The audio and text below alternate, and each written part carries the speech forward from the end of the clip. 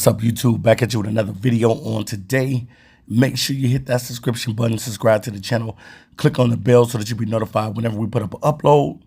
And without further ado, let's get into it. All right, guys.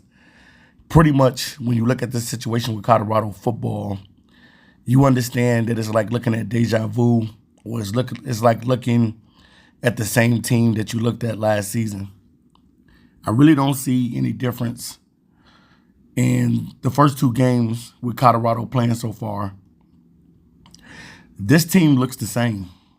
Nothing has really changed with Colorado football. I know that Coach Prime went out his way to be able to get into that portal and to be able to find new guys that would be able to protect Shedeur. And I know this, and the whole world knows this, is if Shedeur has the protection, he's able to sling that football. You know, as the competition gets more stiff and the strength of the schedule gets more harder, I don't know what's going to be the realization of this Colorado football team. They can possibly win only 4 games. It's going to get tough. The season is just getting started. And next week, you barely beat Colorado State last season, and now you got to go to Colorado State. This thing is bad, man. It's bad. I don't care how you look at it. I don't care how the defense played in the second half. It's still bad. You were down 28-0 at halftime, and nothing is changing. The biggest thing that I've learned with Colorado, and I know that there's a lot of guys that do content on Colorado, and they're failing to mention where, you know, you may be recording videos on these guys that left the program, but there's not really a big difference with what happened last year to this year. You went out and got a couple running backs, and you still can't run the football. Your run game is still non-existent, and you're still a one-dimensional football team. And I love Coach Prime now, man, and I want to see this team have some type of success. I want to see the culture being rebuilt for the Colorado Buffaloes. But we got to keep it a hundo. We got to keep it a buck. We got to keep it real. This team doesn't look that good.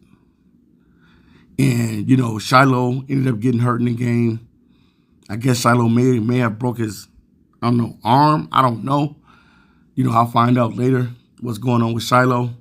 I saw him on the sidelines with the sling, and it's not looking good. This is supposed to be your senior year before you're getting ready for the pros. Shiloh, Jimmy Horn, Travis Hunter, and Shedeur. Definitely. These guys I definitely know will be in the NFL draft. All these guys can ball. We know what type of player Travis Hunter is. Travis Hunter is the real deal. And I got to agree with Shannon Sharp, and I got to agree with Ocho that playing both ways in the NFL, you're not going to be able to do that, man. And even Coach Prime didn't really play his full career playing both ways in the NFL. Just like Shannon Sharp said, it was only the 95 season with the Cowboys that Coach Prime was able to go both ways and be brought in on packages. That's hard to do, man, to go into the NFL and play both ways and be playing all those snaps on offense, and then go out and guard some of today's best receivers. You are going to suffer. So Travis Hunter is really going to have to hone in on a position that he think that he is going to be dominant at. To me, Travis Hunter is an excellent receiver, man. He's an excellent receiver. And, you know, I'm not saying he's not a good corner because he's solid. But I think he's a better receiver. And if you come to know, most of the people that are talking about him going to play one position, Travis Hunter is definitely showing you that he's a better wide receiver than he is a corner. But, whatever he decides is going to be on him. I do think that they may allow him to be brought in on packages, maybe on defense. And maybe he may be brought in on packages on offense. It depends on what's going to be his sole position in the NFL, whether he's going to be a wide receiver or a corner. But at the end of the day, man, I don't see any changes with Colorado football. I don't see any changes. It's the same old thing. And it's my game 2 evaluation. The next week, it'll be the game 3 evaluation with Colorado State. But Nebraska was able to do anything that they wanted to do on the football field. They were dinking and dunking up the field all day long. I know that they had a freshman quarterback in Dylan Raiola, who's the son of former NFL player Dominic Raiola, who played for the Detroit Lions. Pretty much he looked good out there for what he was asked to do out there. He didn't throw too many deep balls down the field, but he did what you probably thought Shador should have done in this game, and that's just take what the defense give you. Sometimes you can't go with the long, deep bombs. Sometimes it's just being able to drive down the field, dinking and dunking down the field. 5 yards here, 10 yards here, 7 yards here. They came out passing and just neglected the run game.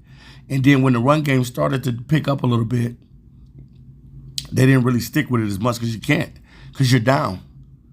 You're down and you're trying to come back, and you can't really do what you really want to do out there. When you're down in a football game and it's pretty much 28 to nothing, it's nothing that you really can do, you know what I'm saying, but pass the football. But, it hurts, man, to see what's happening to these guys. If you can't find any lineman on this team that is able to protect your quarterback, Shador Sanders, it's going to be a long season for Colorado football. Hear me and hear me clearly. If you can't find any lineman on this team that can protect your quarterback, Shador Sanders, it is going to be a repeat of last season. It's going to be a lot of frustration, and Coach Prime could end up being fired. The way this thing is going, and we don't want to see that, man. I want to see Coach Prime have some success. I know that there's people out there that don't want Coach Prime to win, and they're laughing because these guys are recording their behind the scenes moments and training camp and all these different things that they're doing, and they're showing people, a little bit of behind the scenes. We're not seeing everything, believe me. We're not seeing every single thing that goes on behind Colorado. But at the same time, whatever the public is allowed to see.